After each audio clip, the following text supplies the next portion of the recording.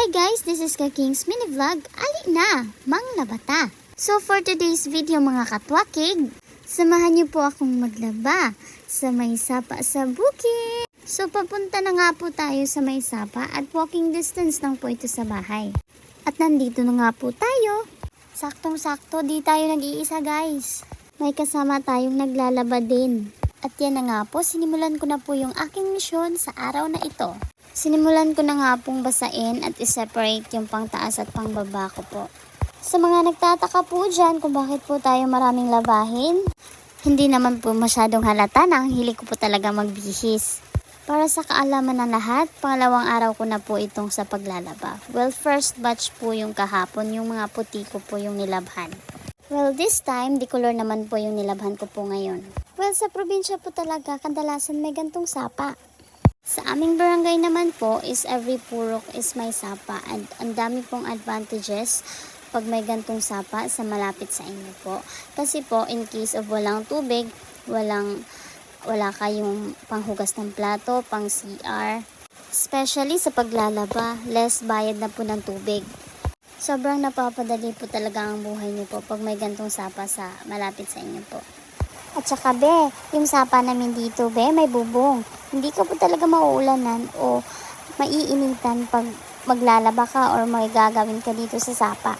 Well, that time, sobrang sakit na talaga ng likod ko pero wala tayong magagawa kasi ginusto natin to be. Ginusto ko to.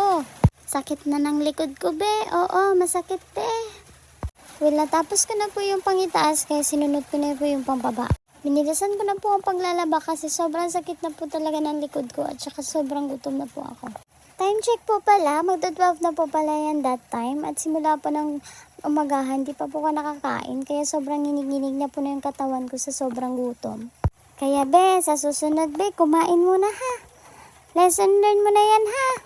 Malapit ko na po pala matapos yung pambahay na pambaba, kaya mas binilisan ko pa be, para matapos na to. Ayoko na. Pagod na ako. Okay. Sabaan ni mo eh. At this point, taghalo-halo na yung emotion ko be. Oo, masakit. Sobrang sakit. Sa kamay. Natural. Sasakit talaga yan. Sa dami-dami mo bang nilabhan? Dami-dami yung labahin eh. Kasalanan mo to lahat. Magrereklamo ka? Wala kang karapatan magreklamo girl. Ginusto mo yan. At pagkatapos ko pong malabhan yung mga pambaba ko po, agad ko na pong binanlawan. As I said, sobrang dali lang po tayong magbanlaw. Pagkatapos ko nga pong banlawan, sinampay ko na po agad para medyo magaan rin mamaya. Well, as an independent woman, tayo po ang magdadala niyan.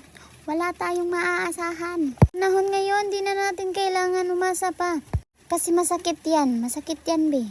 Huwag mong subukan, masisira buhay mo. Tayong mga babae, kailangan din natin tumayo sa sarili nating pa, girl. Huwag nating iasa sa iba. Masasaktan ka lang.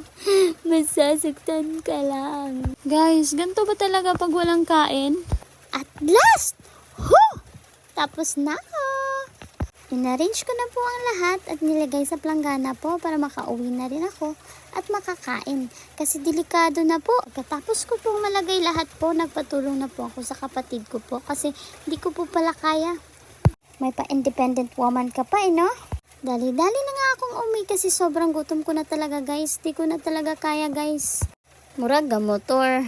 At doon ko pala ito isasampay sa likod. Meron naman po kaming sampayan dito sa front side pero mas marami po ditong space na kung saan maisasampay ko po ito ng maayos.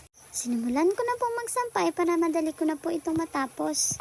Mas madami po kasi akong nilabhan ngayon kaysa kahapon. Hinangir ko nga muna before ko may sampay para dire-diretso na po ako sa paglagay. As a little bit perfectionist, inarrange ko muna siya konti. Para mas maganda-ganda rin naman tingnan. At yun na nga po, sinampay ko na po yung natirang walang hanger sa may alambre po. Unti lang naman yung natira kaya ginanto ko na lang po. For now, malapit na po tayong magtapos. Salamat sa pagsama. Thank you for watching. Bye-bye. Mwah!